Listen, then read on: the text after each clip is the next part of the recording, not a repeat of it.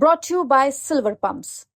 Top quality और consistent performance के लिए सिर्फ सिल्वर पंप नाम याद रखें। मैंने तो पिछले 11 साल से कांग्रेस को बैकफुट पे ही देखा है, वरना एक स्टेट के अंदर बाहरी आपने सभी ने देखे थे जी, जो एग्जिट पोल से पहले भी जो जितने भी सर्वेज हुए हैं। भूपेंद्र हुड्डा का नाम कभी चलता है कभी किसी और का, तो क्या लग रहा है इस बार? क्यों है जी, मैं आपको सच्चाई बताता हूँ। सबको पता है कि भूपेंद्र सिंह हुड्डा, दीपेंद्र सिंह हुड्डा बीजेपी की बी टीम थी।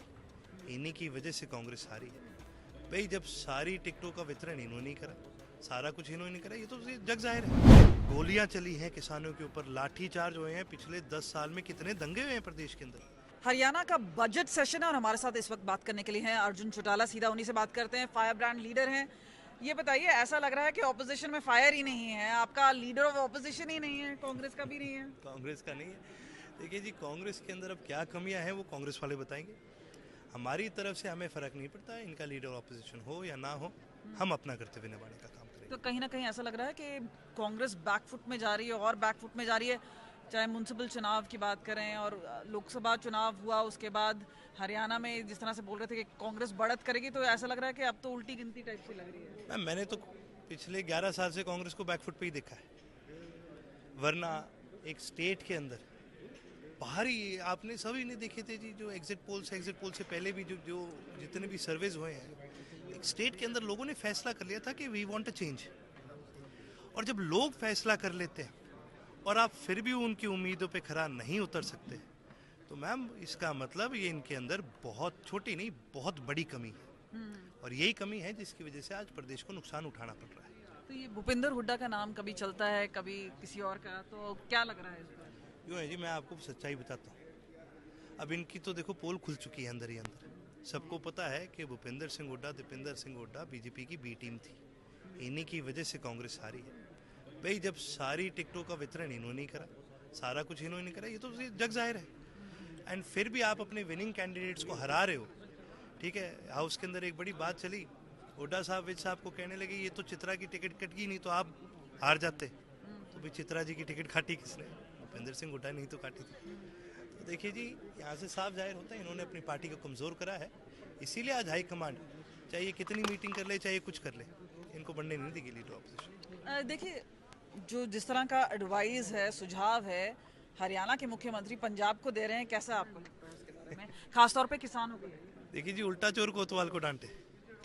हरियाणा के अंदर जितना लाठीचार्ज किसानों के ऊपर इस बीजेपी गवर्नमेंट में हुआ है, मेरे ख्याल से इतिहास में कभी नहीं हुआ। गोलियां चली हैं किसानों के ऊपर, लाठीचार्ज हुए हैं। पिछले 10 साल में कितने दंगे हुए हैं प्रदेश के अंदर, और एक बार भी लॉ एंड ऑर्डर की सिचुएशन को ये सरकार मेंटेन नहीं कर पाई।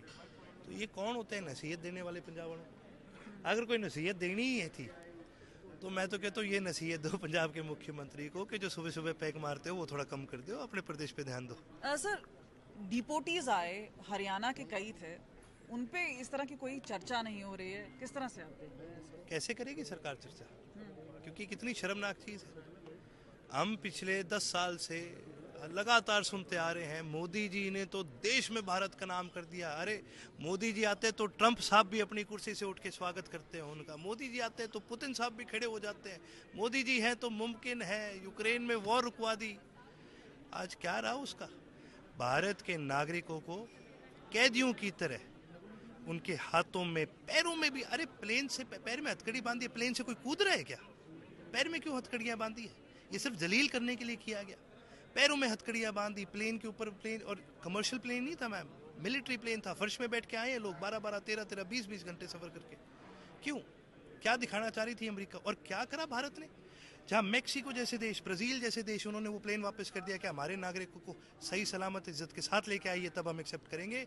भारत के मंत्रियों ने क्या करा, भारत के विदेश मंत्री ने क्या करा, उनको एक और लिस्ट जारी कर दी कि जी इनको और भेज दो। एक आखिरी सवाल पूछना चाहेंगे, यमुना पानी को लेके काफ़ी पॉलिटिक्स हुई, लेकिन अब एक जांच भी चल रही है। आपको लग रहा है कि हरियाणा वालों को सही से पानी मिल रहा है, साफ पानी मिल रहा है? देखिए जी, फिर दिल्ली की बात करेंगे। आज 17 जिले ऐसे हैं हरियाणा में जहाँ पर पानी में फ्लोराइड की मात्रा ज़्यादा पाई गई, तो साफ़ पानी तो नहीं मिल रहा। और लगातार जो पोल्यूशन हो रहा है लगातार घग्गर के आसपास, यमुना के आसपास जितनी भी कंपनीज हैं, जितनी भी फैक्ट्रीज हैं, उनका सारा वेस्ट वाटर इस पानी में जाता है। वही पानी सीपेज के थ्रू ग्राउंड वाटर में जाता है, हम वही पानी पी रहे हैं। यदि आपके घर में आरओ है तो शायद आप बचे हुए हैं, यदि आपके घर में आरओ नहीं है, जैसे कि मेरे ख्याल से 60% से ज़्यादा आज प्रदेश में घरों में आरओ नहीं है, तो देखो जी बहुत बड़ा नुकसान है लोगों को इसका। तो आप रिकमेंड करेंगे कि जो मुख्यमंत्री हैं वो भी आरओ वाला पानी पिए, वो जो जिस तरह से दिल्ली में दिख रहे थे पानी पीते हुए? सबसे पहले तो जी मैं ये रिकमेंड करूँगा कि जहाँ पर ये सरकार बार बार पोल्यूशन की बात करती है और कहती है कि भाई पराली जलाने वाले किसानों के ऊपर 2 साल का बैन लगाया जाए, तो जी जिस फैक्ट्री वाले ने वो पानी प्रदूषित करा है उसकी भी फैक्ट्री 2 साल तक बंद करी जाए, तभी सही में सबके लिए बराबर का जस्टिस होगा। अर्जुन चौटाला जो कि सीधा हमसे बात करते हैं। कैमरा पर्सन गुंजीत के साथ कमलजीत संधू, चंडीगढ़।